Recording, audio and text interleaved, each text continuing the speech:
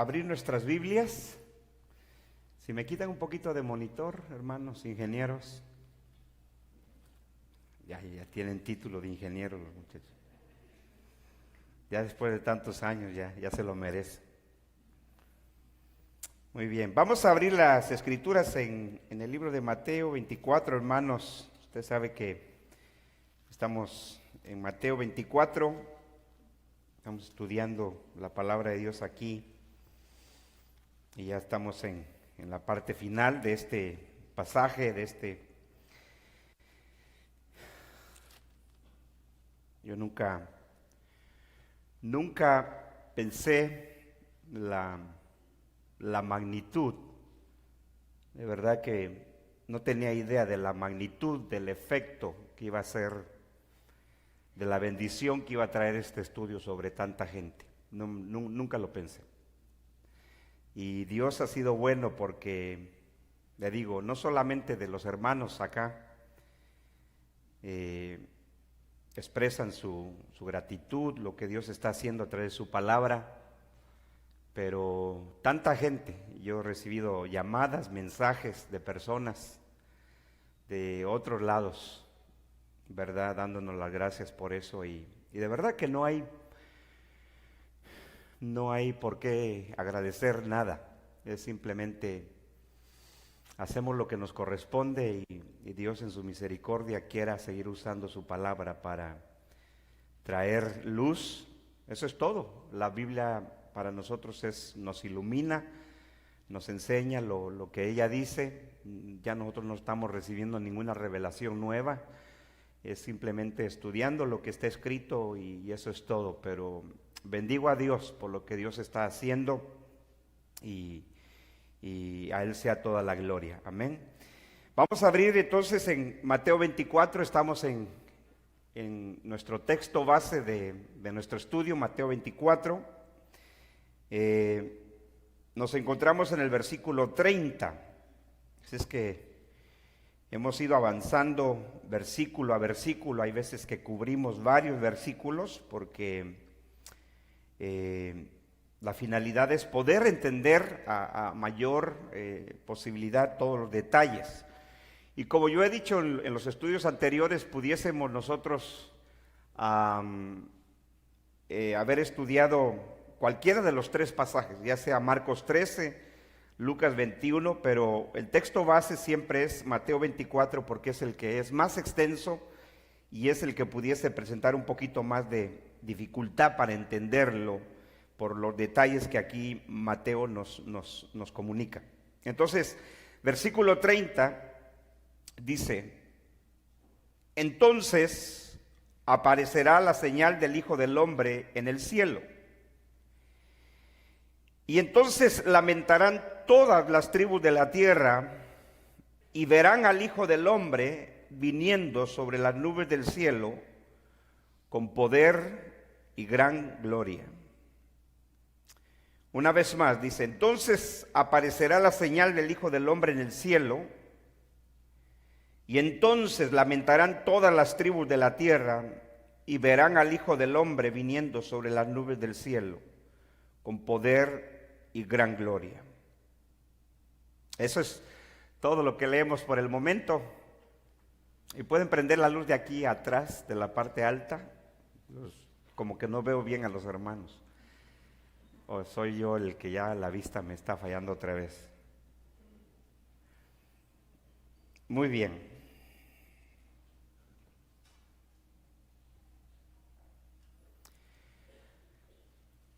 En nuestro último estudio estuvimos iniciando este versículo 30,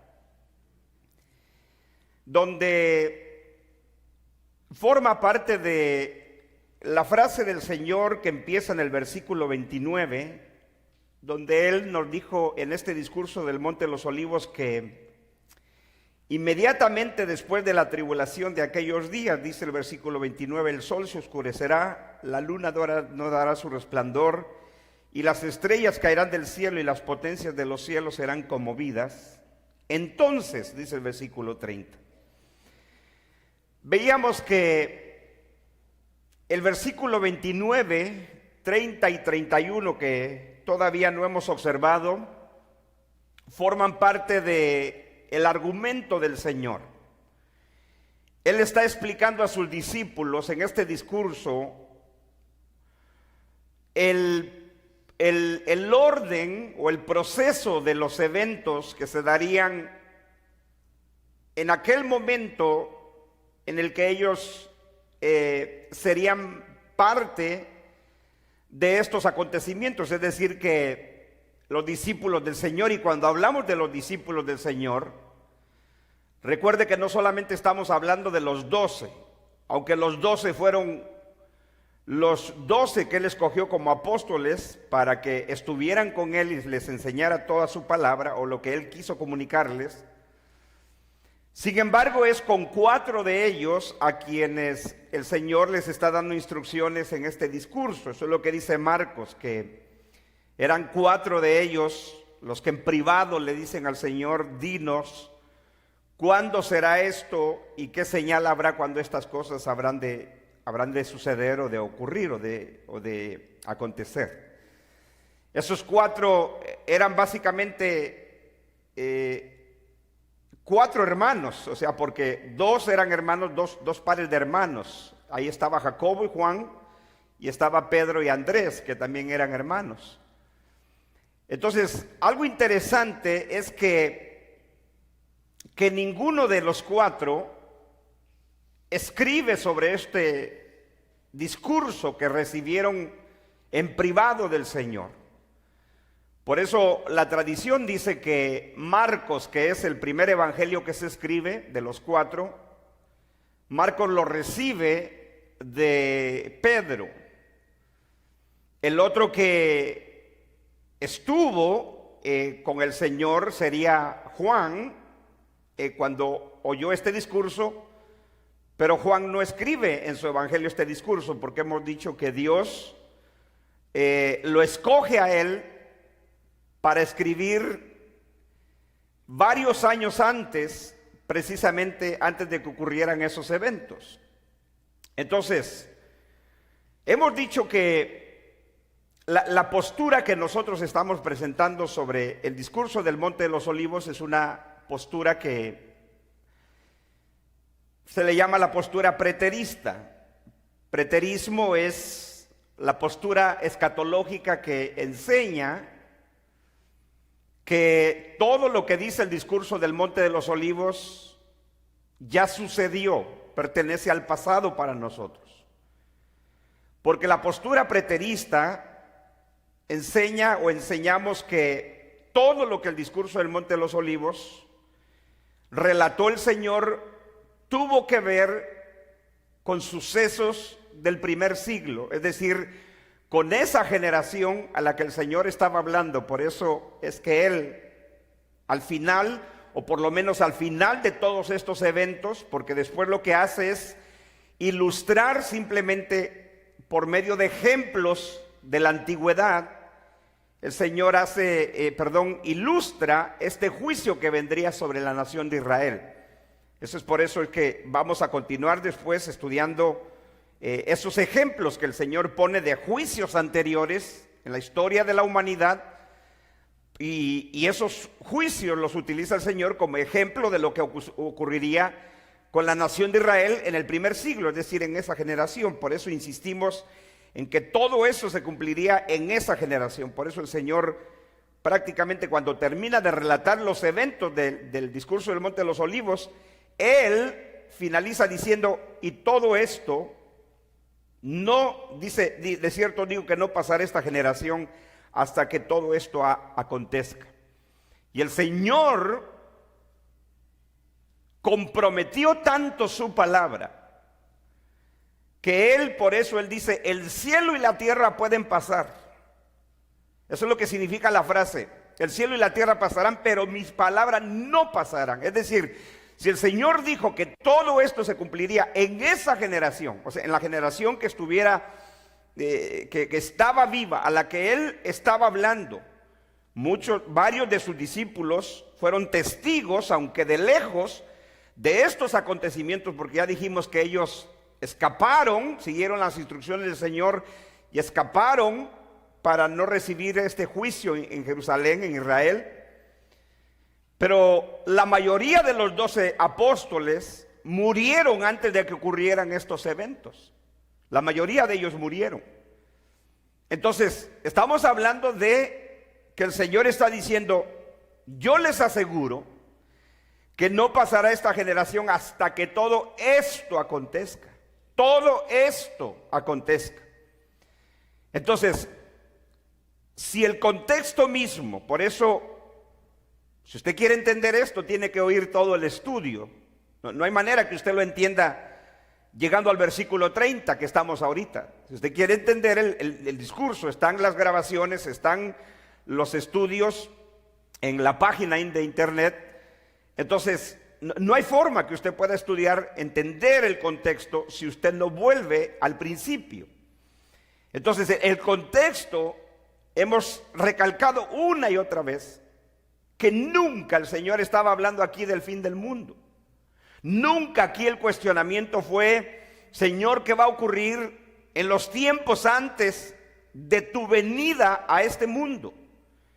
Sino que el Señor, cuando habla acerca, y principalmente Mateo, pero los 3 evangelistas, explicábamos en el estudio pasado, que los 3, tanto Mateo, Marcos y Lucas, los 3 concuerdan en la última frase del versículo 30 donde nos encontramos. Dijimos que Marcos y Lucas omiten la primera parte de lo que representaría o lo que correspondería al versículo 30 de Mateo.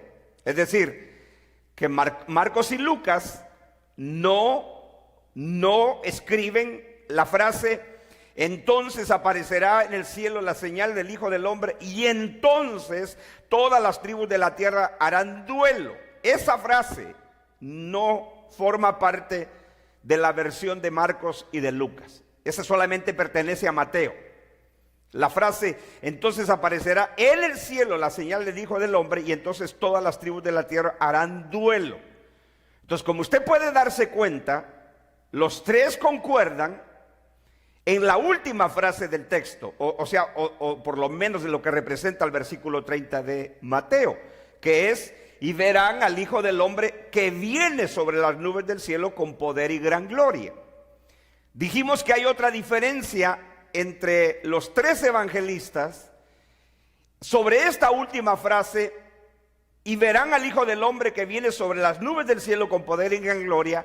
Y es que Lucas habla en singular. Él no dice sobre las nubes del cielo, sino que Lucas, él dice que viene sobre una nube.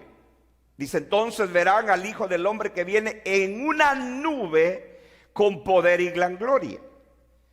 Esos detallitos es importante notarlos porque eso forma parte del estudio cuidadoso de las Escrituras. Pero ¿tiene mayor relevancia? No. La relevancia que tiene esto es que si es una nube o son varias nubes, lo único que los 3 evangelistas están comunicando es que ellos están utilizando el lenguaje profético del Antiguo Testamento, de los profetas del Antiguo Testamento. Ahora recuerde usted que ellos están registrando en su libro, o sea, en su evangelio, tanto Mateo, Marcos y Lucas, están registrando lo que el Señor dijo. Entonces, lo que Él dijo es lo que ellos están escribiendo. Entonces, ellos están escribiendo las palabras de nuestro Señor Jesucristo que enseñó a estos 4 discípulos. Entonces, si eso fue así, el Señor está hablando en lenguaje profético del Antiguo Testamento. Por eso entonces nos lleva al hecho de decir, bueno, que esta venida de la que el Señor habla en el versículo 30 de Mateo, en el versículo 26 de Marcos y en el versículo 27 de Lucas, no tiene nada que ver con la segunda venida de nuestro Señor Jesucristo, como lo entienden quienes sostienen la postura futurista, que cada vez que ellos en el Nuevo Testamento ven la frase que el Señor viene, ellos automáticamente están diciendo, eso habla de la segunda venida del Señor, y eso tiene que ser la segunda venida del Señor, entonces no puede ser otra cosa. Pero esa forma de argumentar es una forma muy limitada, porque entonces, uno, olvidamos el contexto del pasaje. Dos, olvidamos el significado de las palabras, porque no siempre las palabras significan lo mismo en todas partes de las Escrituras. Es decir, que el contexto determina el significado de las palabras. Por ejemplo, nosotros vimos cuando pasamos por el texto en este mismo discurso del Monte de los Olivos, donde el Señor decía, y por causa de los escogidos aquellos días serán acortados, si no, ninguna carne sería salva. Entonces, esa expresión, nadie se salvaría o ninguna carne se salvaría, esa palabra salvación que se usa ahí, no significa la salvación eterna de las personas, sino significa sobrevivencia. Entonces, aunque la misma palabra salvación que se utiliza en este texto se pueda utilizar en otros pasajes donde habla del tema de la salvación, pero el significado es distinto porque el contexto está determinando el significado. Lo mismo ocurre cuando nosotros llegamos a esta expresión, y entonces verán al Hijo del Hombre viniendo en las nubes, o en la nube, como dice Lucas, del cielo con gran poder y gran gloria. Entonces, este término de su venida, que el Señor está utilizando aquí, nos quedamos en nuestro último estudio, que es la expresión que el Señor utilizaba, o los profetas utilizaban cuando hablaban, cuando el Señor venía a destruir y a traer juicio sobre una nación.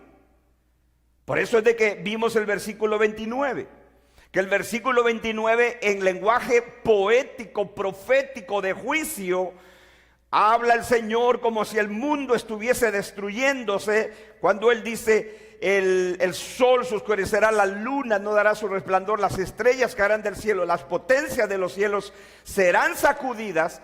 Está utilizando un lenguaje poético, profético de juicio, como hablaban los profetas, y ya lo vimos, sobre el momento en que Dios destruía y traía a juicio a una nación. Pero entonces, aquí viene el punto, porque el Señor dice que Mateo principalmente habla sobre la señal del Hijo del Hombre que aparecería en el cielo. Explicamos que esa frase que Mateo solamente utiliza, tenemos que explicarla, porque ese es el reto que tenemos los que enseñamos la palabra de Dios. A mí me molesta cuando alguien huye del texto cuando no tiene una respuesta. Si yo quisiera presentar la parte fácil, por eso siempre yo he dicho que la postura futurista es la postura que no representa ningún problema, en el sentido de que ellos simplemente dicen, no, esto pertenece al final del mundo, al final de la historia, y punto. Eso es muy sencillo. La postura nuestra es la postura que tiene que explicar por qué es que no es así. Y por eso es que no le huimos al texto, porque el texto tiene que explicarse. Entonces, si yo tratara de huirle al texto, tomaría las partes fáciles, iría por ejemplo a Lucas o a Marcos, y trataría de evitar las partes complicadas de Mateo y decir, listo.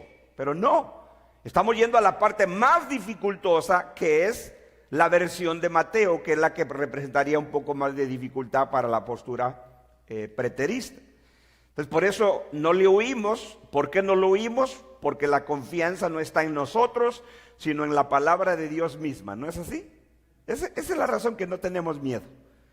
Esa es la razón que uno no le tiene miedo, porque la palabra de Dios, nuestra confianza está en la misma escritura, no en la habilidad de uno como predicador. Entonces, Mateo es el que habla de esa señal del Hijo del Hombre que aparecería en el cielo.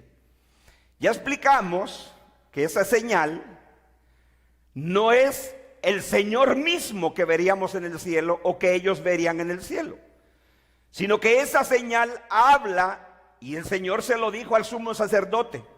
Cuando el sumo sacerdote lo llevaron al Señor delante del tribunal o delante del concilio de Israel, donde estaban el cuerpo de gobierno de Israel, entre ellos el sumo sacerdote, que era la máxima autoridad de la nación de Israel, del sistema religioso de Israel.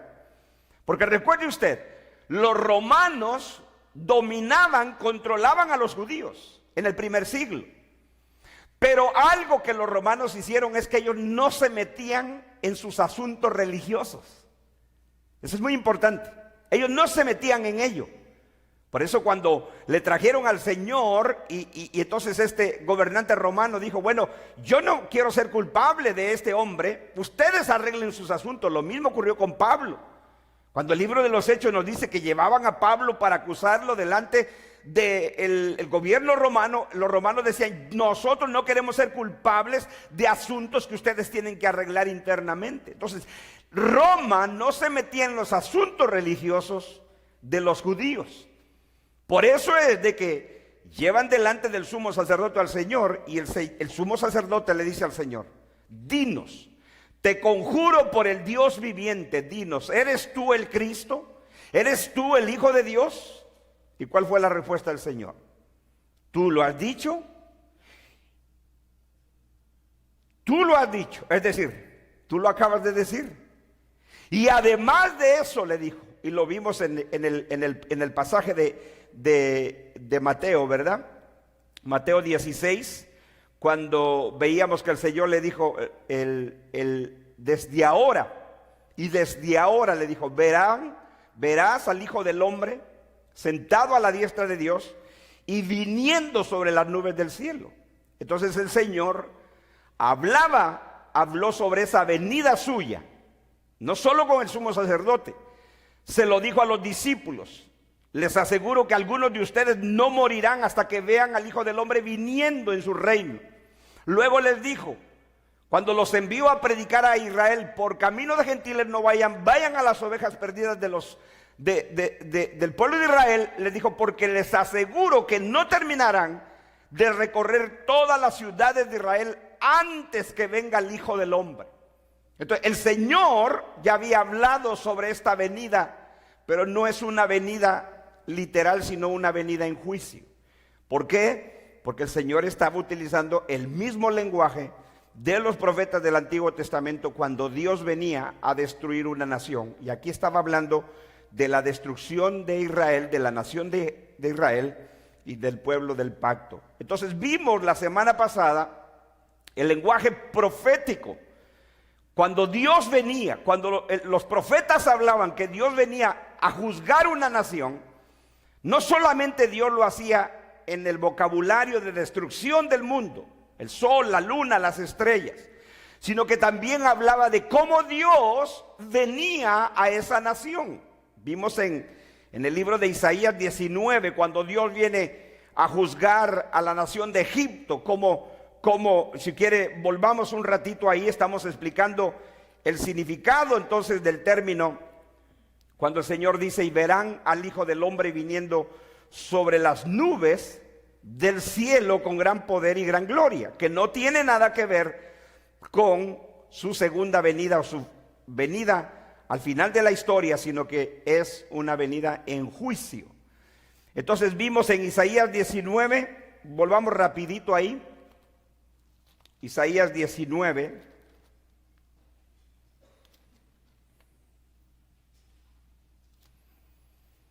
solamente como propósito de contextualizar la parte del estudio pasado, nos quedamos en el análisis del versículo 30, estamos en el 30, y entendiendo la frase del Señor, y verán al Hijo del Hombre viniendo sobre las nubes del cielo, que no tiene nada que ver con su segunda venida, sino que es una venida en juicio sobre la nación de Israel, que ese es el contexto. Eso es de lo que el Señor está hablando con los discípulos, y por eso es de que el versículo 1 de Isaías 19 dice, profecía sobre Egipto. Escucha el lenguaje del profeta. Este es lo que se llama un lenguaje poético, ¿verdad? Es la poesía bíblica, pero es una poesía que habla sobre juicio. Dice, profecía sobre Egipto, he aquí que Jehová monta. Ese término montar, ¿cuándo es que lo utilizamos? ¿Ah? Cuando alguien se sube a un caballo, ¿qué es el término que utilizamos? Montar. Se montó al caballo. Ese es el término que nosotros muchas veces deberíamos utilizar cuando nos subimos al carro, pero nosotros no decimos me monté al carro.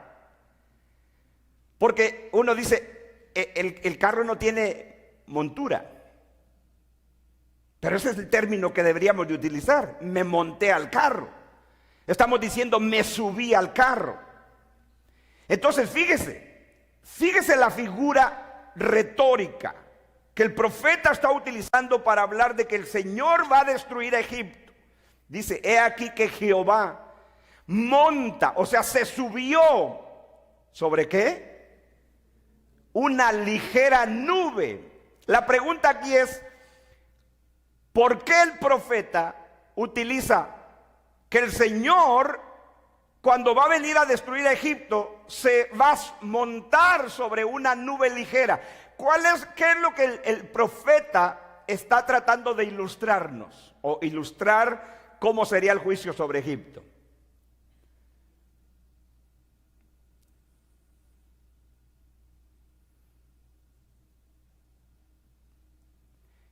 En el tiempo antiguo, cuando no había carros, no había tanques, ¿cómo iba un capitán de un ejército a pelear contra otro? ¿Qué era el medio de transporte que ellos utilizaban? Los caballos. Y el caballo tenía que ser ¿qué? Ligero. ¿Qué significa ligero? Rápido. ¿Sí? El caballo tenía que ser rápido. Entonces, fíjese lo que el profeta está haciendo. Dice, he aquí el Señor monta sobre una ligera nube. El profeta está diciendo, el Señor es ese jefe de ejércitos. Por eso es uno de los títulos que los profetas le dan al Señor en el Antiguo Testamento. Él es Jehová, el guerrero, el que no pelea, el que no pierde una batalla. Porque dice, Él viene sobre una nube ligera. En otras palabras, está poniendo el ejemplo de que el Señor es ese jefe de los ejércitos que viene a pelear sobre esta nación, pero Él no viene sobre un caballo, sino viene sobre una nube ligera.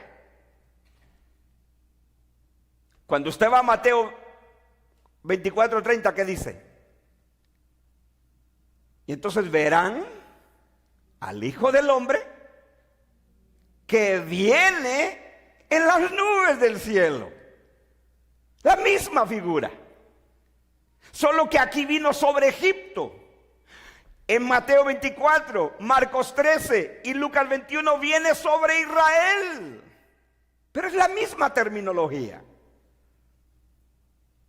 Por eso es de que cuando uno llega, por ejemplo, al libro de Apocalipsis y dice que el Señor viene montado sobre un caballo blanco y los ejércitos lo siguen, ¿cuánta gente inocente, ingenua, cree que el Señor literalmente va a venir en un caballo blanco?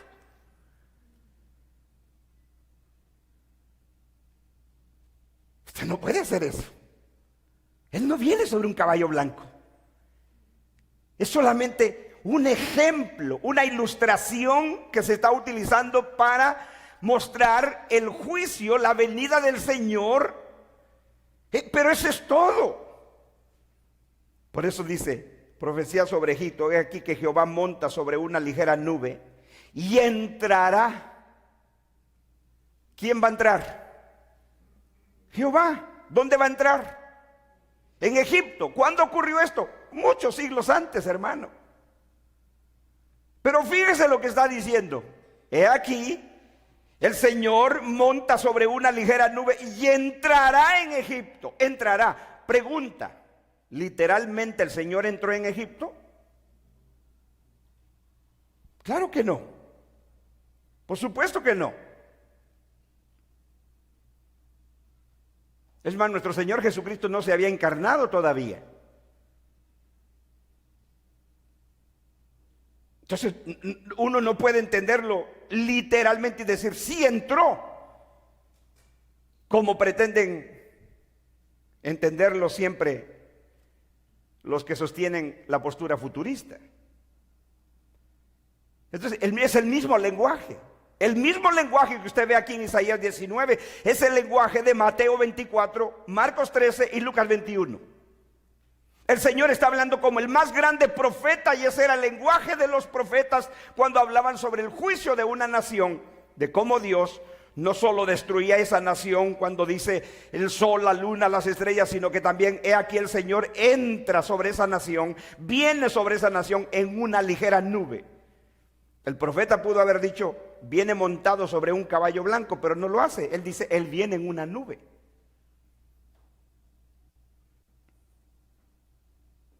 Es como, por ejemplo, cuando el Señor saca a los judíos de Egipto. Al pueblo de Israel los saca de la esclavitud de Egipto. Y Moisés los va liderando por el desierto. ¿Qué dice? Que una nube los cubría de día del calor y una nube les daba luz en la noche. Literalmente era el Señor, pero el ejemplo era la nube. El Salmo dice que el Señor hace las nubes son el polvo de sus pies. ¿El Señor causa polvo cuando camina? No. Pero ese es el lenguaje que nosotros entendemos. Dios se comunica en términos humanos a los humanos. Por eso a Nicodemo le digo, Nicodemo, si te he dicho cosas terrenales y tú no entiendes, imagínate si te comunicaría a las celestiales. Te quedas en cero, muchacho. El Señor le dijo, tienes que nacer de nuevo. ¿Cómo, Señor? Yo puedo entrar en el vientre de mi madre otra vez y volver a nacer. Le dije, tú no me entiendes. Eres tú maestro de Israel y tú no entiendes. Eso es lo que le pasa al futurista. Ustedes son maestros. Yo a veces me admiro que hay hermanos que tienen doctorados en teología. ¿Y cómo es posible que ellos ignoren el contexto del pasaje? Con doctorado, tienen un doctorado. Y que ellos vayan a pasajes como este y no entiendan que el Señor está hablando en un lenguaje poético. Está utilizando figuras retóricas para comunicar esa acción del Señor. El profeta está hablando en términos de un guerrero, de un líder de ejército que viene a pelear contra otro. Viene en su caballo, el caballo tiene que ser ágil, rápido, pero en lugar del caballo el profeta dice, él viene en una nube ligera. El Señor se montó. ¿Necesita el Señor montarse a una nube? Cuando la misma Biblia dice que ni los cielos de los cielos pueden contener su grandeza. Entonces, ¿cómo necesita él una nube? Es para que entendamos, es la figura que se está utilizando. ¿Sí? ¿Lo entienden los niños? Yo creo que los niños lo entienden. Vamos a ver otro ejemplo. Libro de Miqueas. Libro del profeta Miqueas. Está casi al final del Antiguo Testamento ahí.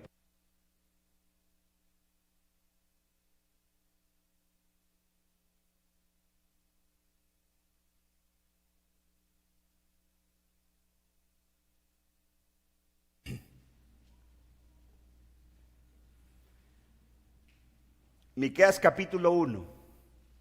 Veamos otro ejemplo. Miqueas 1.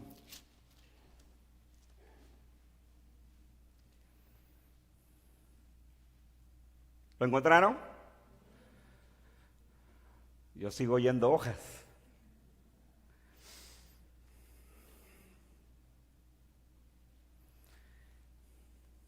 Dice el versículo 1.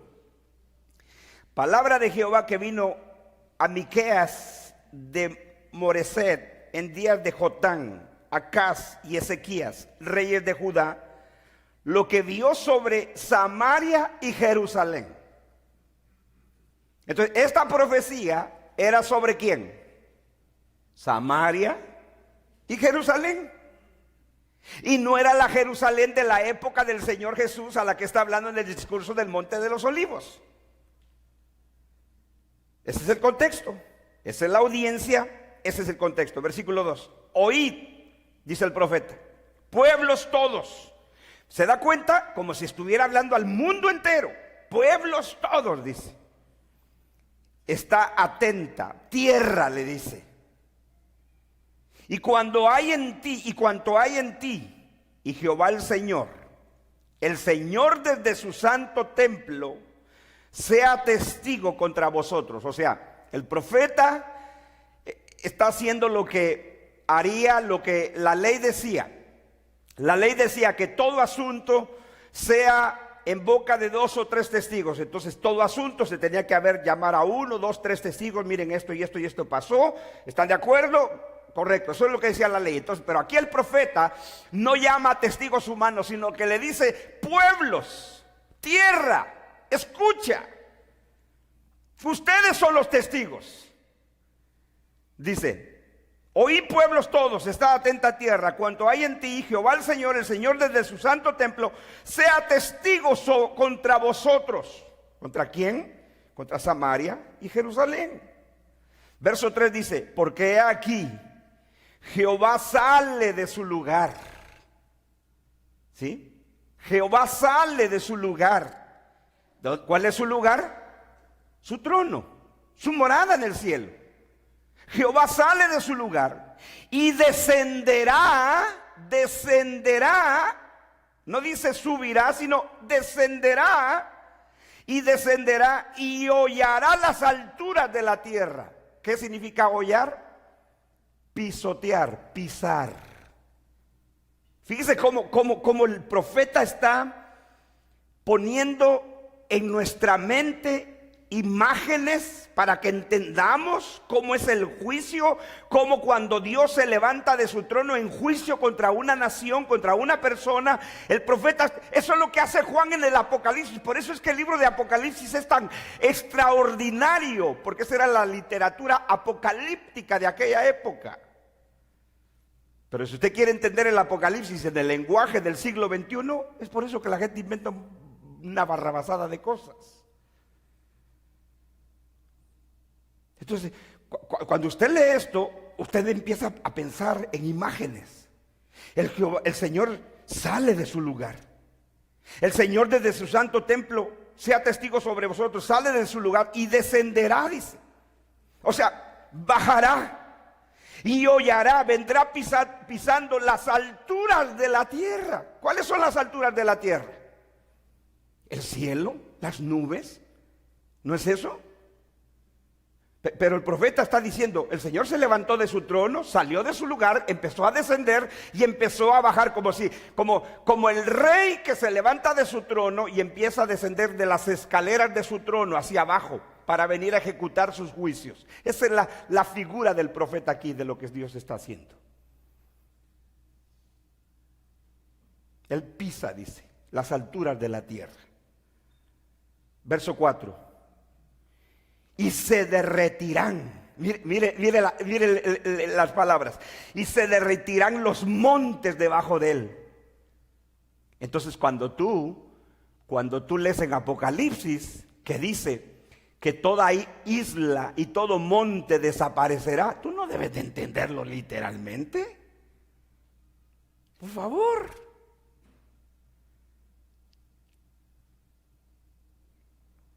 Aquí el profeta está diciendo: todo monte se va a derretir. ¿Y qué es derretirse? Se deshace. Y todo monte se derretirá debajo de sus pies, se derretirán los montes debajo de él. ¿De quién? Del Señor. Y los valles se hendirán como la cera delante del fuego, como las aguas que corren por un precipicio. ¿Sí? Todo monte, todo valle se derrite, todo valle se hunde delante de Él, como nada. Y uno sabe que eso es así, pero que literalmente está pasando y que pasó cuando Dios trajo juicio sobre Samaria y Jerusalén de aquella época. No, claro que no. Claro que no.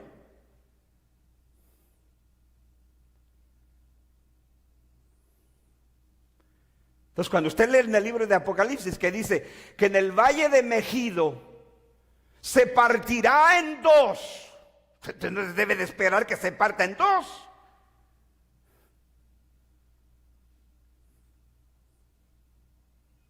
Así es como hablaba el profeta, así es como ilustraban la acción de juicio de Dios. Porque aquí Jehová sale de su lugar, descenderá y hará las alturas de la tierra, verso 4.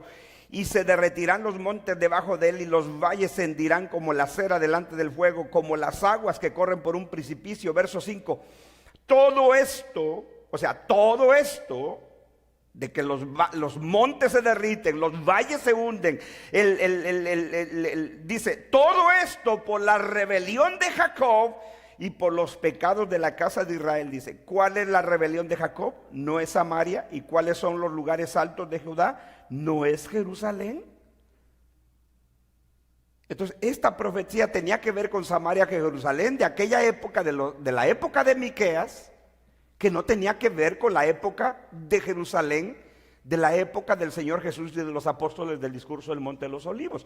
Pero el lenguaje es el mismo. El Señor sale de su lugar, desciende sobre las alturas de la tierra, hollará, derretirá todo monte. Así es como hablaban los profetas. Y eso es lo que el Señor Jesús está haciendo, hablando en un lenguaje poético en el discurso del Monte de los Olivos. Oía a un maestro dispensacionalista, que es uno de los líderes del dispensacionalismo aquí en Estados Unidos, y él dice que todo debe de entenderse literalmente, porque desde el momento que Jesús se encarnó, todo es literal. ¿Cómo puede ser eso?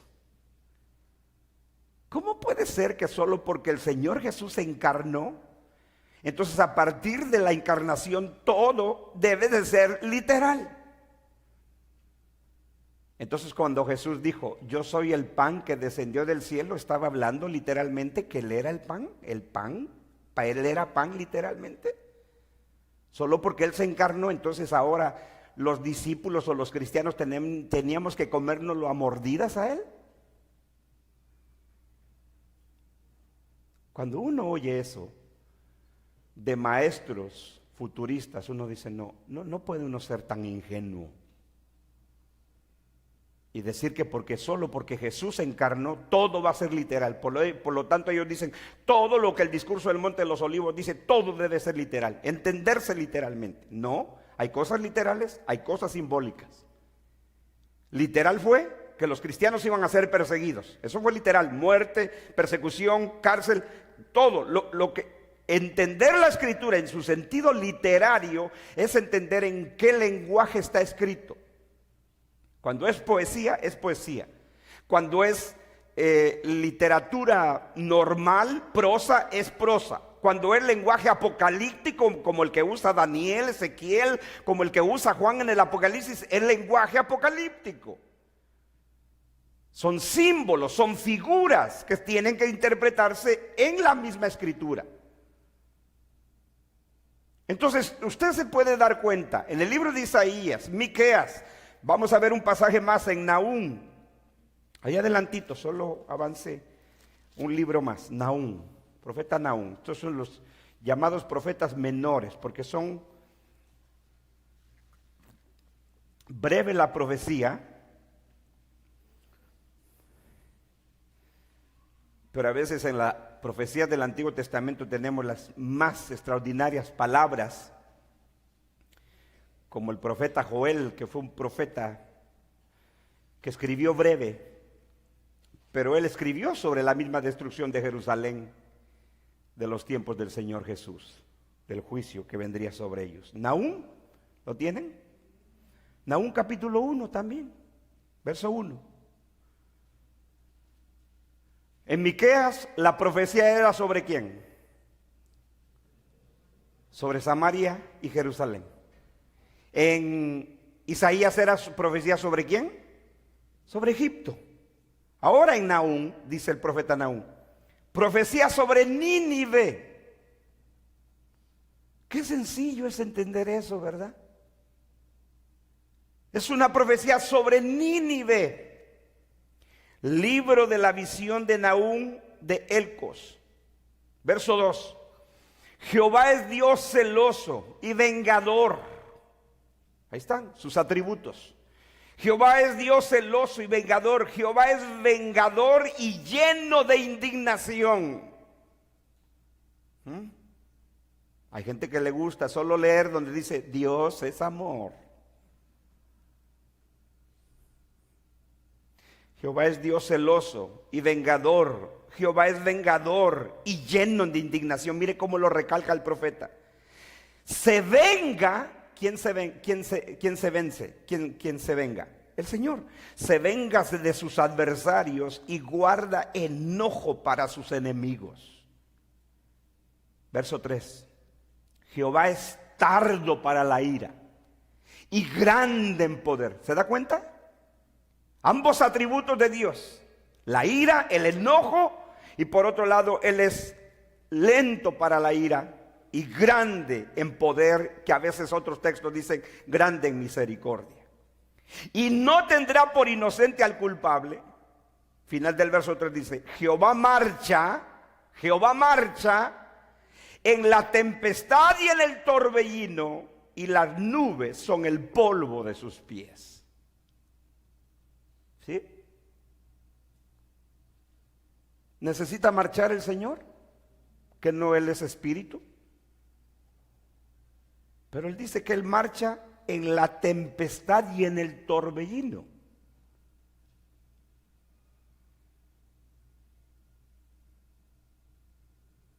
Por eso ahora que terminemos este estudio, yo quiero compartir un mensaje. ¿Cuál es la perspectiva bíblica de los eventos naturales o de las catástrofes por lo que está pasando el día de hoy? Y aquí tenemos un ejemplo. Claro, la explicación científica de por qué ocurre un torbellino, un huracán, esa es la postura científica. Pero la Escritura dice, el Señor viene en ese torbellino y en la tempestad. Y las nubes, dice el profeta, son el polvo de sus pies. Está hablando de la grandeza, de la magnificencia de ese Dios que es lleno de ira y de enojo y de venganza contra sus enemigos, pero lleno de compasión y misericordia. Porque también Él es compasivo y misericordioso. Pero eso es lo que dice el profeta. Jehová marcha. Está utilizando el ejemplo de un ejército, de un general que va enfrente de su ejército marchando. Usted lo sabe eso. Jehová marcha, dice, en la tempestad y en el torbellino. Él va enfrente del torbellino y de la tempestad, y las nubes son el polvo de sus pies. Y si uno sigue leyendo más, dice, Él amenaza el mar y lo hace secar y agosta todos los ríos. Basán fue destruido y el Carmelo y la flor del Líbano fue destruida. Los montes tiemblan delante de él, verso 5, y los collados se derriten. La tierra se conmueve a su presencia. Por eso tiembla la tierra, ¿no? Y el mundo y todo lo que en él habita. ¿Sí? ¿Qué más claro puede ser eso? Entonces cuando el Señor está hablando de su venida y verán al Hijo del Hombre, ahora vuelva a Mateo, porque no vamos a leer más textos, son solo ejemplos para que usted tenga el contexto. Usted vea cómo la palabra se interpreta así sola. Y por eso dice en Mateo 30, el Señor está diciendo, y verán al Hijo del Hombre que viene sobre las nubes del cielo, igual como dijo el profeta Isaías. He aquí Jehová monta, se sube sobre una nube ligera. He aquí que el Señor viene sobre las nubes, dice, y verán al Hijo del Hombre que viene sobre las nubes del cielo con poder y gran gloria. Con poder, gran gloria. Porque Dios, como se lo dijo al sumo sacerdote, desde ahora verán al Hijo del Hombre sentado a la diestra de Dios y viniendo sobre las nubes del cielo. Porque este juicio sobre Jerusalén del año 70 era la vindicación del Señor. ¿Sobre quién? Sobre sus enemigos. ¿No lo acabamos de leer en el profeta Nahum? Él está lleno de ira y de venganza contra sus enemigos. ¿No es eso lo que el Señor le dijo a los fariseos y escribas? Vuestra casa os es dejada desierta y todo esto vendrá sobre esta generación perversa. El juicio de Jerusalén era la venganza de nuestro Señor por su más grande pecado de este pueblo. Por eso el libro de Apocalipsis es lo que está diciendo. Cuando en el capítulo 6 se abre uno de los sellos, las almas que están en la presencia del Señor le dicen: Señor, ¿hasta cuándo? ¿Hasta cuándo vengarás nuestra sangre de los moradores de la tierra? La tierra ahí es la tierra de Israel, porque Jesús dijo: no hay profeta que muera fuera de Israel. Israel que matas, Jerusalén, Jerusalén que matas a los profetas y a los que te son enviados. Era la nación matasiervos de Dios. Como lo he dicho, así como ha habido naciones, ciudades que se caracterizan por matar. Por ejemplo, Ciudad Juárez en la época de los 90 fue la ciudad conocida en el mundo entero por matar mujeres. Cientos de mujeres desaparecieron, eran violadas, niñas, jovencitas, mujeres casadas, mujeres mayores, encontradas quemadas, descuartizadas en Ciudad Juárez. Pues nada más y nada menos, nuestro Señor le dio el título de mataprofetas a Jerusalén. Y por si fuera poco, mataron al más grande profeta y al Hijo de Dios. Este juicio era la venganza sobre sus enemigos. Porque el Señor está lleno de ira y de indignación y de venganza contra sus enemigos.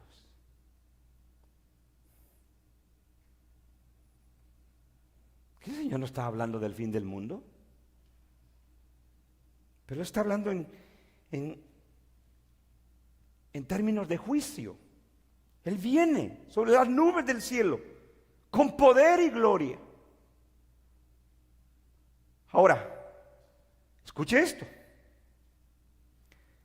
Aquí el Señor, en la versión de Mateo,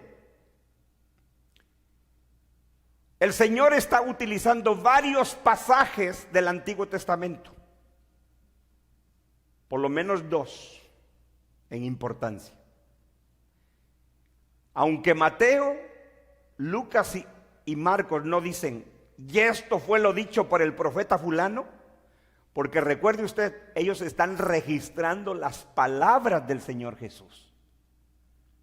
Entonces cuando el Señor Jesucristo dice, entonces aparecerá la señal del Hijo del Hombre en el cielo, y todas las tribus de la tierra harán duelo y verán al Hijo del Hombre que viene sobre las nubes del cielo con poder y gran gloria. ¿Qué el Señor está haciendo? El Señor está citando dos profecías del Antiguo Testamento que se están cumpliendo o que se cumplirían en este juicio de Jerusalén. ¿Cuáles son?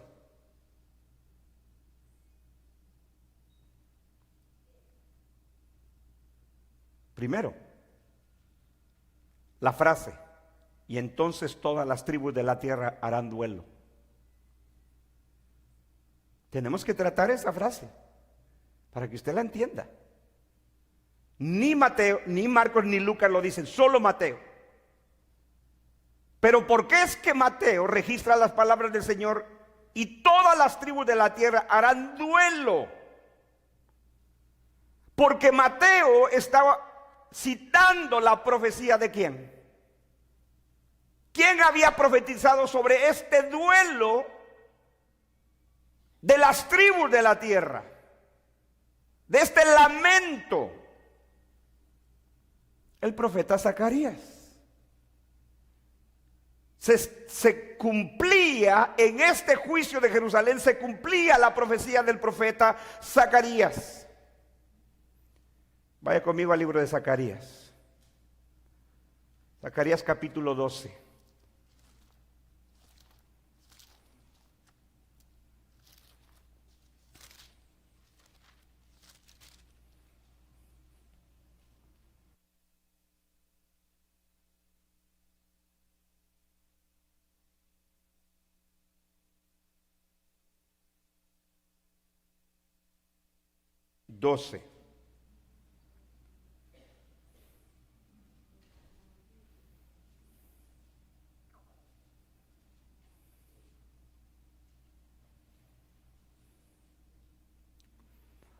Ahora, si usted lee el contexto, que no lo vamos a hacer, está hablando sobre Jerusalén. Y sobre la Jerusalén sobre la que el Señor está hablando en el juicio del discurso del Monte de los Olivos. Entonces, ¿qué hace el Señor cuando Mateo lo registra en Mateo 24:30, que dice: y todas las tribus de la tierra harán lamentación, o se lamentarán? ¿Qué está haciendo Mateo o el Señor? Citando la profecía del profeta Zacarías. Versículo 9: en aquel día yo procuraré destruir a todas las naciones que vinieran contra Jerusalén. Y eso fue lo que ocurrió,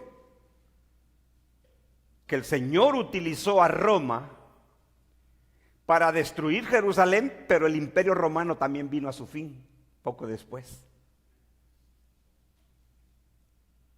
Tremendo, ¿no? Dice, versículo 10, y derramaré. Yo quiero que usted ponga mucha atención sobre este texto. Dice, y derramaré, dice el Señor, sobre la casa de David. ¿Cuál es la casa de David? Jerusalén. Así es como muchas veces se citaba a Israel a Jerusalén, la casa de David. Dice, y derramaré sobre la casa de David y sobre los moradores de Jerusalén espíritu de gracia y de oración. Y mirarán a mí, dice el Señor, a mí, a quien traspasaron. ¿A quién se traspasó? A nuestro Señor Jesucristo. ¿A quién se le crucificó? Esta es una referencia a la crucifixión de nuestro Señor Jesucristo. Y mirarán a mí, a quien traspasaron. Eso es lo que dice el Nuevo Testamento. Cuando citan esta frase, y mirarán a mí, a quien traspasaron, estaba hablando de la crucifixión del Señor Jesús. Pero el profeta ya lo estaba diciendo. Mire esto, lo interesante del texto es lo siguiente. Que en la profecía de Zacarías, en este versículo 10 que está citando el Señor en Mateo 24:30, hay dos partes en la profecía, como lo explicamos en la profecía de Joel, que la profecía de Joel contenía una parte que era de bendición, de salvación, y la otra parte de la profecía era ¿qué? Juicio. Pues lo mismo hace el profeta Zacarías cuando profetiza. La profecía contiene dos partes, la profecía de bendición, de salvación, y la profecía de juicio. Por eso es que dice, y derramaré sobre la casa de David y sobre los moradores de Jerusalén espíritu de gracia y de oración. Y mirarán a mí, a quien traspasaron. Esa es la parte de bendición.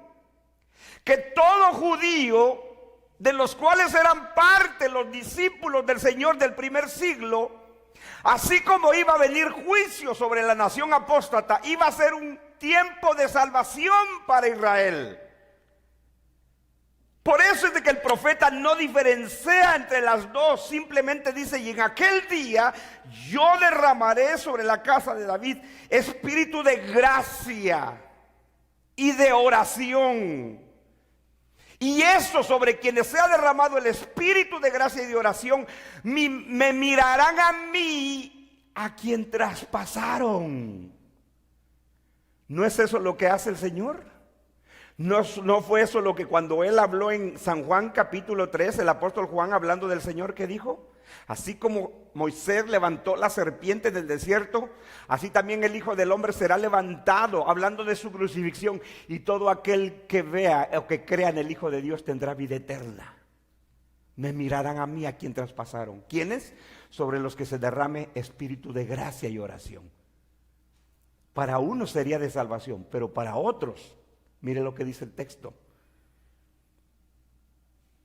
Y mirarán a mí, a quien traspasaron, pero luego dice, y llorarán como se llora por hijo unigénito, o sea, por el único hijo único, afligiéndose por él como quien se aflige por un primogénito.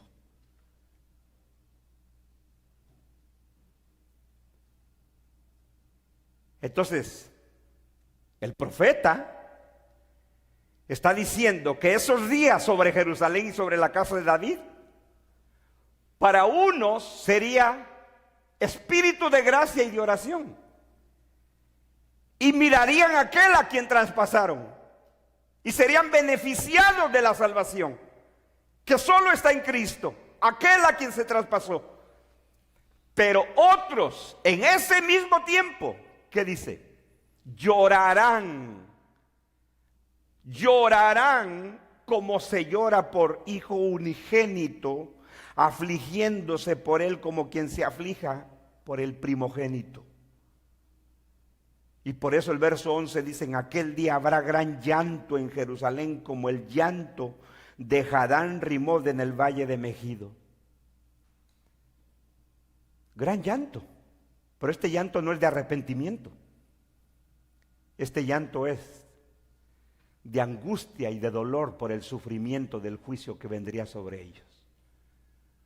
Pero para unos fue espíritu de gracia y de oración, porque mirarían a aquel a quien traspasaron. Es lo mismo que está citando Mateo en 24:30. Solo que Mateo, ahora note esto, Mateo no incluye la parte del espíritu de gracia y de oración, sino que el Señor solo cita la parte de juicio, porque está hablando de juicio. Y por eso solamente Él cita de este texto la parte de la profecía de juicio. Vuelva a Mateo 24:30. 24:30.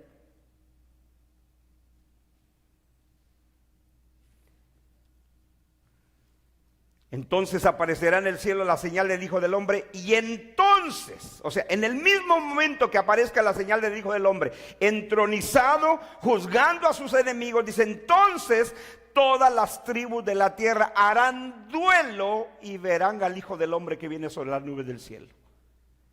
Ese duelo de las tribus de la tierra, es el Señor citando la profecía de Zacarías 12:10. Pero note usted de cómo el énfasis del cumplimiento de la profecía aquí no está en el espíritu de gracia y de oración, sino en la parte de juicio. ¿Lo nota?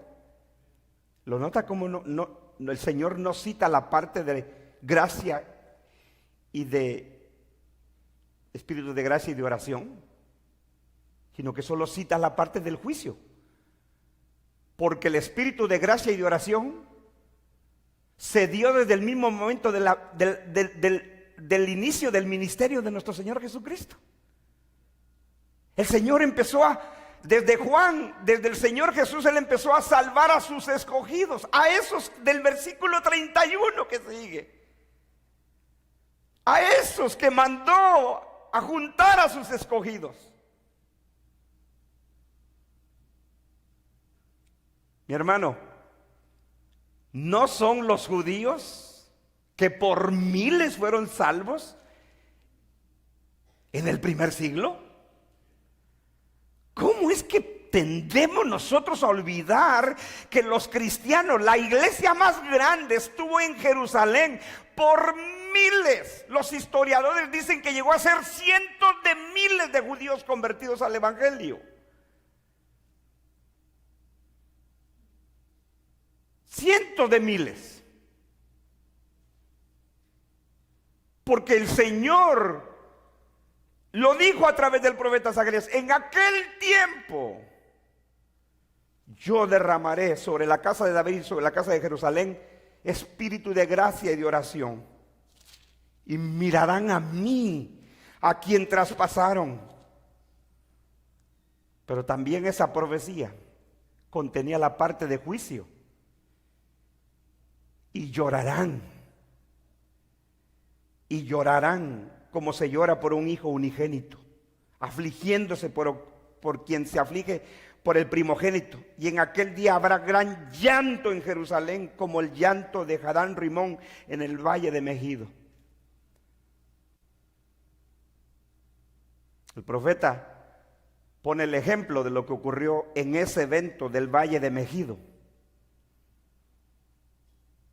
¿Saben a qué se refiere ahí? Leen Megido y van a Apocalipsis inmediatamente y usted cree que está hablando del futuro.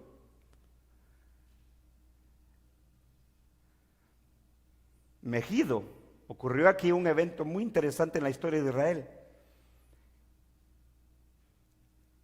Habla sobre la historia de un rey que tuvo Israel, que dice que antes de él y después de ese rey no hubo otro rey que se volviera de todo corazón al Señor y fuera obediente. Un gran rey de Dios, del pueblo de Israel.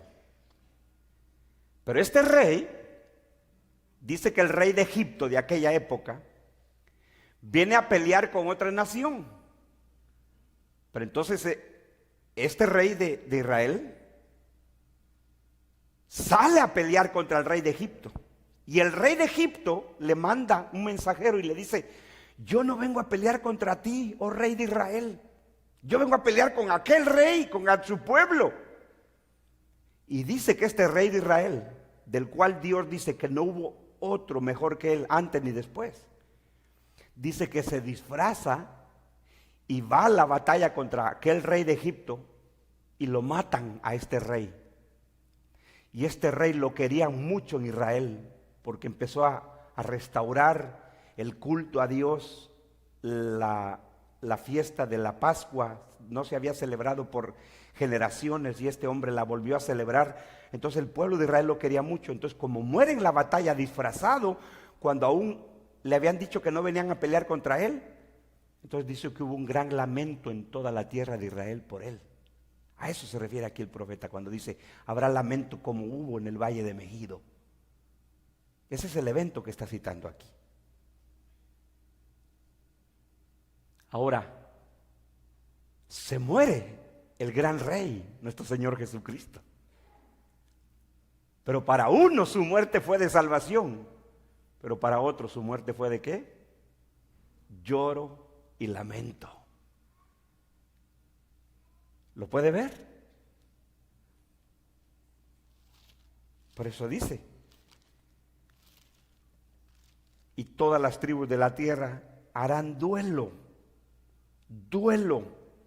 Esa palabra duelo es cuando se sufre, cuando se llora, cuando se muere un familiar. Y por eso el ejemplo del profeta Zacarías dice: habrá llanto y duelo como cuando se le muere el único hijo de la familia. Imagínense que tenía 10 hijos, se murió uno. Bueno, duele. Pero que se muera el único que tú tienes, eso es mucho más doloroso, porque no hay otro. ¿Sí? Para miles, la primer venida de nuestro Señor fue para salvación, para gracia y salvación, pero para muchos, para miles y millones, más de 1 millón de judíos fueron masacrados en este juicio. Fue lloro y lamento. Por eso Josefo dice en su relato de la guerra de los judíos, dice, hablando de esa generación que sufrió este juicio del templo y de Jerusalén en el año 70, dice: nunca había habido generación más malvada y perversa que esta que vivió en esta época, dijo él. Gente malvada. grupos en Israel, no solo que se mataban unos a otros, porque eso era lo que el Señor dijo, guerra, rumores de guerra, nación contra nación, pueblo contra pueblo, reino contra reino, o sea, entre los mismos judíos se empezaron a matar.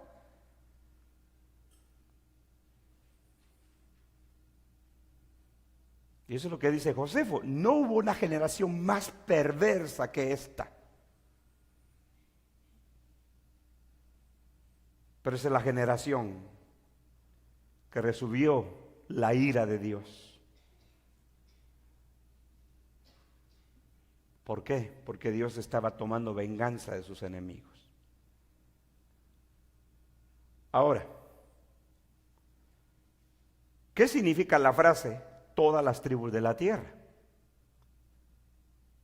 Porque inmediatamente el futurista tiende a pensar que está hablando a nivel mundial, porque dice todas las tribus de la tierra. Perdón. El contexto, ¿cuál es el lugar de estos eventos? Jerusalén. ¿Es el globo terráqueo? No. Entonces, cuando aquí dice todas las tribus de la tierra, ¿está hablando del mundo entero? No. El mundo está dividido ¿en qué? En naciones. Solo Israel estaba dividido en tribus.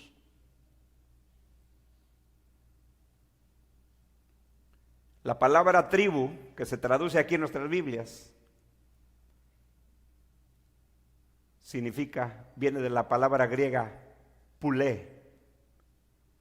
Pulé. Y aún usted dice, bueno, pero las tribus de Israel dejaron de existir. No. ¿Cómo escribían los escritores del Nuevo Testamento a los hermanos judíos del primer siglo? ¿Cómo?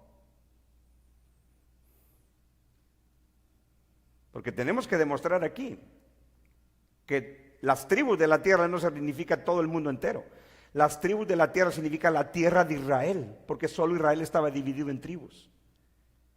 No es la palabra etnos en el original que se traduce naciones, etnos, de donde viene la palabra étnico, es pulé, y pulé significa tribus, y solo Israel estaba dividido en tribus.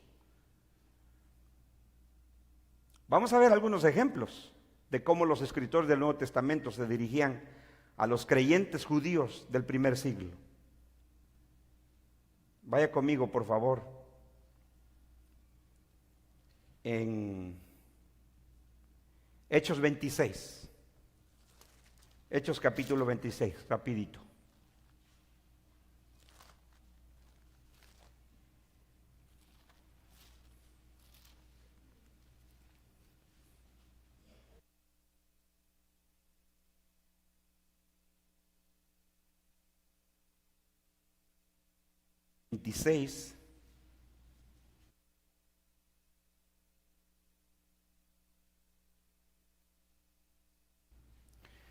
El contexto aquí habla de que Pablo está presentando su defensa ante Agripa, el rey Agripa. Y entonces versículo 4, para no tardarnos más, dice: mi vida pues desde mi juventud, le está contando su testimonio de su conversión, de cómo había sido en el judaísmo y ahora convertido al evangelio. Pablo dice: mi vida pues desde mi juventud, la cual desde el principio pasé en mi nación en Jerusalén, la conocen todos los judíos, le dice Pablo a Agripa, los cuales también saben que yo desde el principio, si quieren testificarlo, conforme a la más rigurosa secta de nuestra religión, viví fariseo. Y ahora, por la esperanza de la promesa que hizo Dios a nuestros padres, soy llamado a juicio, le dice. Promesa cuyo cumplimiento esperan los que han de alcanzar, nuestras 12 tribus, sirviendo constantemente a Dios de día y de noche. Por esta esperanza, oh rey Agripa, soy acusado por los judíos. ¿Qué dice Pablo?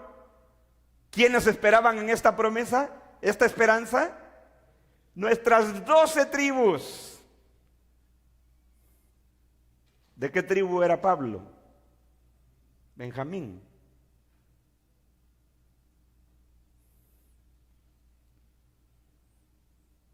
Pablo le está testificando a Agripa y le dice: me trajeron a juicio delante de ti por la esperanza que Dios, la promesa que Dios prometió a nuestras 12 tribus por medio de los profetas. Es ridículo, le dice.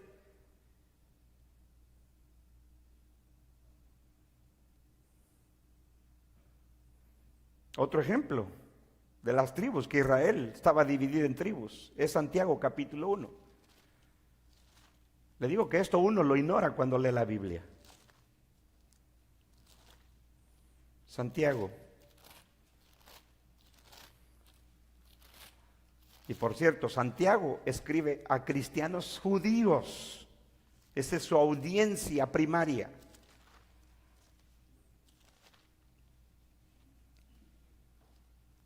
Santiago 1, ¿lo tienen? Santiago. Otra forma de traducir el nombre sería Jacobo. Santiago. Este Santiago era medio hermano del Señor Jesús, que al principio del ministerio de nuestro Señor Jesucristo no creyó, pero después de la resurrección de nuestro Señor se convirtió. Y Santiago, que escribe aquí, se convierte en uno de los líderes de la iglesia de Jerusalén. Eso es lo que dice Pablo en la carta a los Gálatas, que Santiago era una de las columnas de la iglesia de Jerusalén, o sea, uno de los líderes más importantes de miles de cristianos en Jerusalén. Santiago dice, siervo de Dios, y no dice, y hermano del Señor Jesús, ¿verdad? No dice, y del Señor Jesucristo. Porque para él el Señor no solo era su hermano en la carne, sino era su Señor. Santiago, siervo de Dios y del Señor Jesucristo, a las 12 tribus que están en la dispersión. Salud. ¿Quién más de los escritores del Nuevo Testamento le escribe a los dispersos? Pedro. Porque son cartas escritas a los primeros cristianos judíos. Ellos eran la audiencia primaria. Nosotros la leemos, aprendemos, entendemos la palabra de Dios, la aplicamos a nuestra vida, pero eran cartas escritas a los cristianos judíos del primer siglo que habían sido sacados de Israel por las persecuciones, por eso le llaman dispersos. Pero ¿a quién escribe? Mire cómo le llama Santiago a los cristianos del primer siglo, a los cristianos judíos que fueron dispersos por las diferentes naciones. ¿Cómo le llama? A las 12 tribus que están en la dispersión. Salud o paz. Así es como le escribía, a las 12 tribus. Entonces, cuando usted lee eso, usted no debe de creer que usted forma parte de una de estas 12 tribus. No. Era una referencia a los primeros cristianos porque eran judíos, y a estos judíos Santiago los está consolando como Pedro, porque estaban siendo perseguidos, muertos, encarcelados y sacados de la nación, de su pueblo, de sus tierras. Fueron sacados, dispersados. Entonces es para ellos, es consuelo para ellos. Por eso igual Santiago dice, les habla de las pruebas que están soportando. Bienaventurado el varón que soporta la tentación. Pero esas eran las pruebas que estaban sufriendo.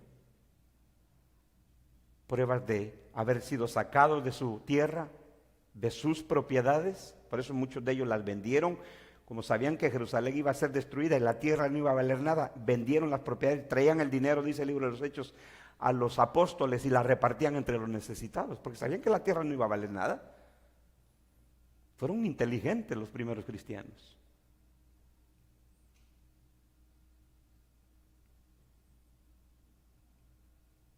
Pero mire cómo aún los escritores del Nuevo Testamento y los primeros cristianos judíos, Santiago era judío, escribía a hermanos judíos, a los primeros cristianos judíos, y les llama a los 12 tribus.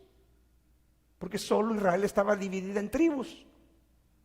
Pero estos eran los verdaderos judíos, no como el Señor le habla a los falsos judíos, a los apóstatas, a los que lo rechazaron. Apocalipsis les digo, tienen nombre de judíos, pero son sinagoga. Sinagoga significa reunión, asamblea. Son una asamblea, son una reunión de Satanás, les dijo.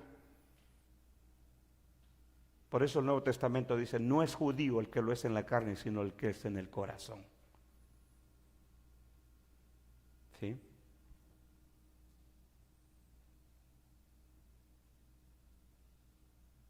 Y si usted quiere leemos Apocalipsis. También ahí aparecen las 12 tribus.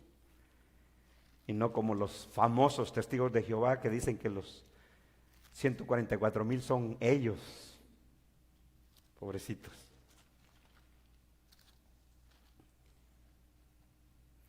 Apocalipsis 21. Usted lo puede encontrar cuando habla de las 144,000. Ahí está 12,000 de cada tribu. Eso después lo vamos a ver. Pero solamente aquí le estoy mostrando que cuando el Señor dice, y lamentarán todas las tribus de la tierra, no está hablando del mundo entero como si fuera un evento mundial, a escala mundial, sino que está hablando del lamento de la tierra de Jerusalén. Por eso dice todas las tribus de la tierra. Apocalipsis 21, ¿lo tiene? Versículo 12.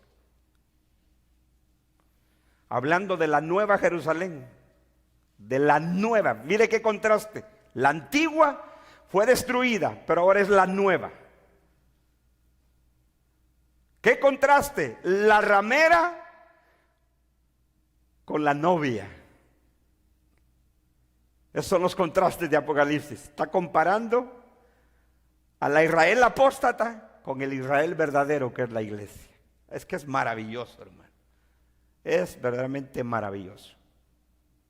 Y uno no tiene que inventar. Yo le he estado evangelizando a un amigo que tengo. Y esta semana me decía, ¿sabes? Dice, el otro día llegó una señora. Y luego, dice, me empieza a decir que, porque él dice que él es católico y todo eso. Dice, ¿sabes que tu iglesia es la gran ramera? Dice que le dijo. ¿Así? Dice, ¿cómo quieres que yo la escuche? Dice, y luego me dijo que mi iglesia era la gran ramera del Apocalipsis. Pero ese es el fanatismo de gente que habla por hablar, repiten como pericos lo que oyen.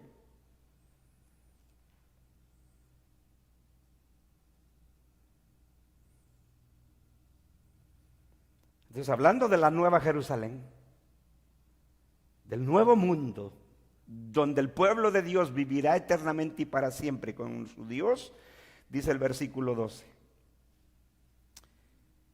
Tenía un muro grande y alto con 12 puertas, y en las 12 puertas 12 ángeles, y nombres escritos, que son los de las 12 tribus de los hijos de Israel.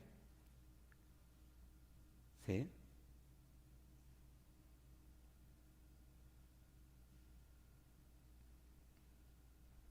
Entonces ahí está. Por eso los apóstoles escribían a los cristianos judíos convertidos al evangelio a las 12 tribus, a los dispersos, a los expatriados. Entonces, cuando el Señor está diciendo, volvamos a Mateo, porque todavía falta tocar un detalle más, dice, y entonces aparecerá en la señal del Hijo del Hombre en el cielo, que habla de su entronización, donde Él está juzgando a sus enemigos, y entonces todas las tribus de la tierra, es el juicio sobre la nación de Israel. Está citando la profecía de Zacarías 12:10, donde habla que habría gran lamento. Y la misma profecía de Zacarías no seguimos leyendo porque no es el punto de estudiar todo el libro.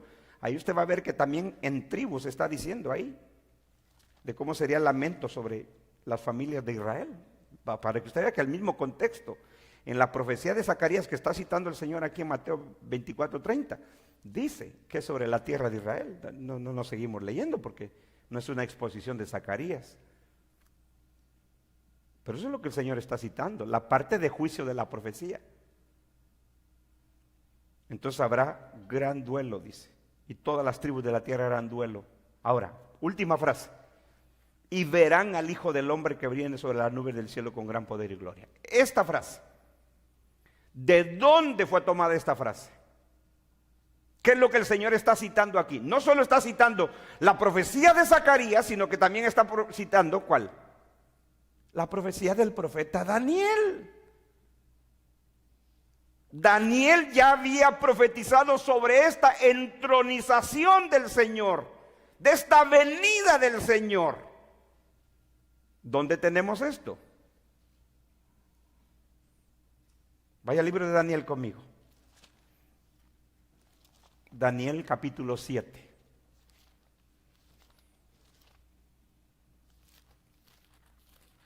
Daniel 7.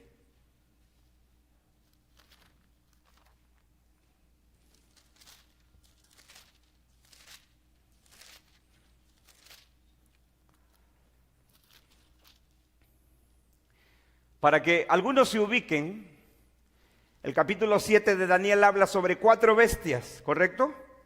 Sobre la visión que Daniel tiene sobre 4 bestias. Esas 4 bestias, ¿qué representan? Los 4 más grandes imperios que ha habido en la historia de la humanidad. La última bestia que Daniel está relatando aquí es la bestia más poderosa y más grande, más magnífica que las otras 3. ¿Cuál fue el último imperio en la historia de la humanidad? Roma. ¿Y cuál era el imperio que dominaba Israel en los tiempos del Señor Jesús? Roma.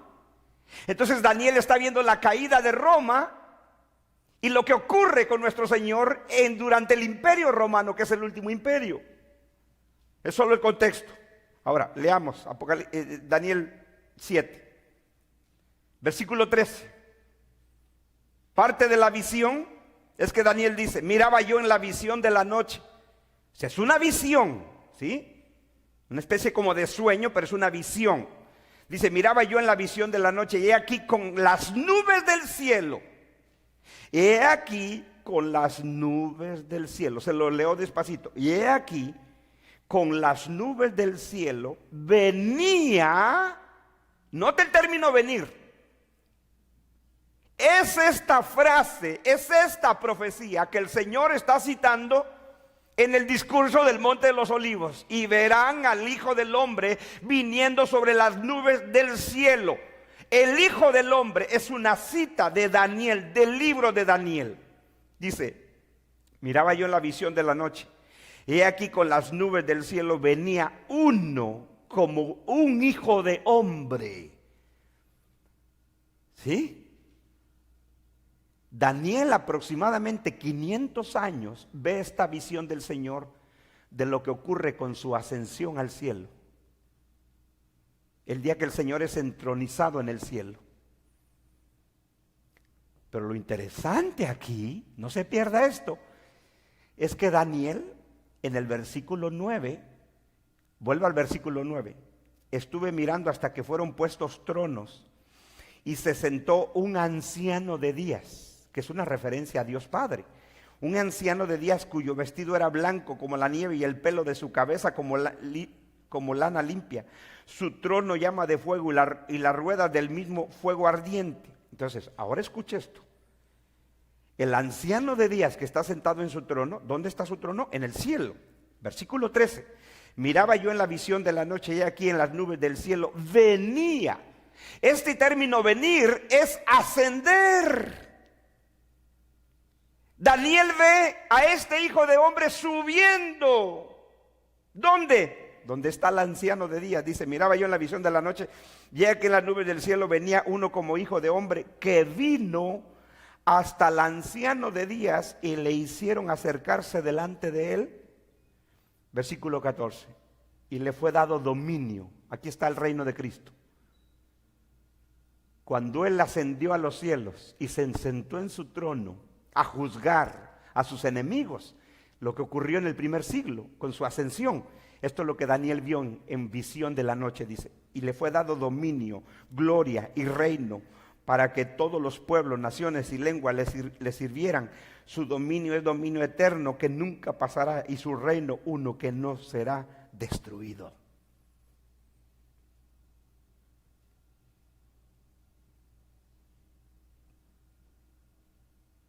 Entonces, esto que Daniel ve siglos antes en visión, se cumple en la resurrección y ascensión de nuestro Señor Jesucristo.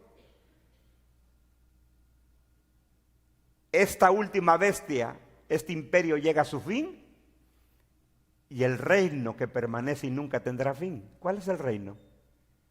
El reino de nuestro Señor. Pero nuestro Señor está citando la profecía de Daniel y la profecía de Zacarías, porque es Daniel el que ve a uno como hijo de hombre viniendo sobre las nubes, pero Daniel lo ve ascendiendo a donde está el anciano de días. Por eso es de que cuando nosotros llegamos a Mateo 24:30 y en el discurso del Monte de los Olivos, como por ejemplo la misma cita en Marcos 13:26 o Lucas 21:27, dice: y entonces verán al Hijo del Hombre que viene en las nubes con gran poder y gloria. Está citando la profecía de Daniel. Pero Daniel lo ve ascendiendo. Nosotros aquí lo vemos descendiendo porque viene en juicio.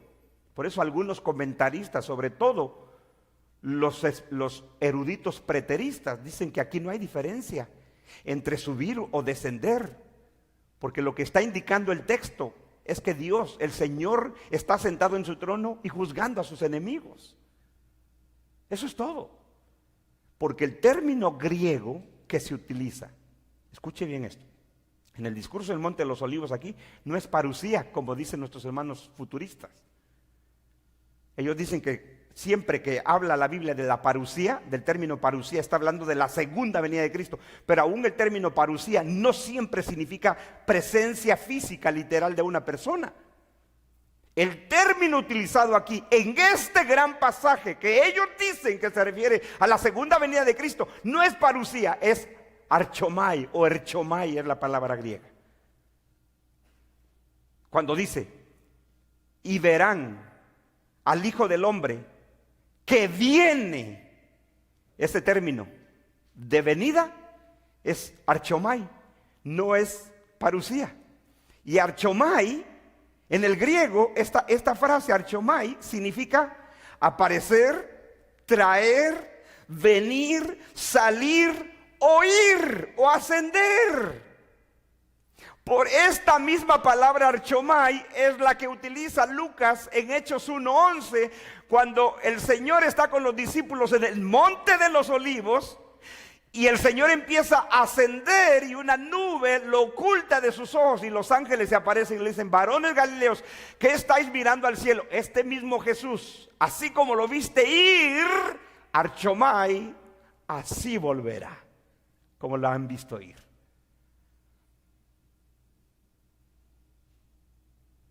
Y es la misma palabra archomai que está en Apocalipsis 1:7. Y entonces todo ojo le verá y los que le traspasaron, archomai. Porque Apocalipsis 1:7 no está hablando de la segunda venida de Cristo, está hablando de esta venida en juicio. Por eso que en el idioma griego no se distingue si es subir o descender. La palabra significa ir, venir, ascender, subir. Ese es el término archomai. Por eso cuando Daniel habla de que este Hijo de Hombre venía en las nubes del cielo al anciano de días, lo que está haciendo es subiendo. Está subiendo, está ascendiendo. Y eso es lo que utiliza Lucas cuando habla de la ascensión de Cristo en Hechos 11. Archomai, está el Señor ascendiendo. Y es el mismo término que el Señor utiliza aquí cuando Él dice: y verán al Hijo del Hombre viniendo sobre las nubes del cielo con gran poder y gloria. Porque más que hablar de una venida, está hablando de una entronización, que Él recibió dominio, poder y autoridad sobre todo imperio, sobre toda nación y lengua, dice Daniel. Él es el rey, Él está reinando desde que fue entronizado. Él es el rey, y no como nuestros hermanos futuristas dicen que hasta el milenio, entonces Jesús va a reinar. ¿Sí? ¿Lo perdí? ¿Se me quedó? Yo sé que no es fácil. No sé, a mí me ha tomado años entender todo esto, así que paciencia, hermanos. Pero eso es lo que el texto está diciendo. Y verán al Hijo del Hombre que viene sobre las nubes del cielo con gran poder y gloria. Entonces el Señor está utilizando el lenguaje profético de juicio, de venida en juicio. Pero el término venir aquí puede significar que está subiendo o que está descendiendo. Es lo mismo. El énfasis del Señor está sobre su entronización. Por eso es que su entronización es su tomando autoridad y sometiendo a sus enemigos. Por eso, como los profetas decían, Él viene sobre las nubes del cielo. O sea, Él venía montado sobre una nube. Pero el Señor, citando la profecía de Daniel, que es el reino, que es un reino que no tendrá fin, el que toma lugar después de la caída de la última bestia, que es el Imperio Romano.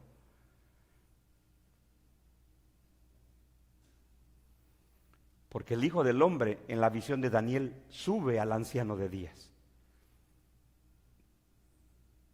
Dice, miré tronos, y sobre uno de los tronos, un anciano de días. Y entonces luego en el versículo 13 y 14 dice, y uno semejante al Hijo del Hombre venía sobre las nubes del cielo, al anciano de días.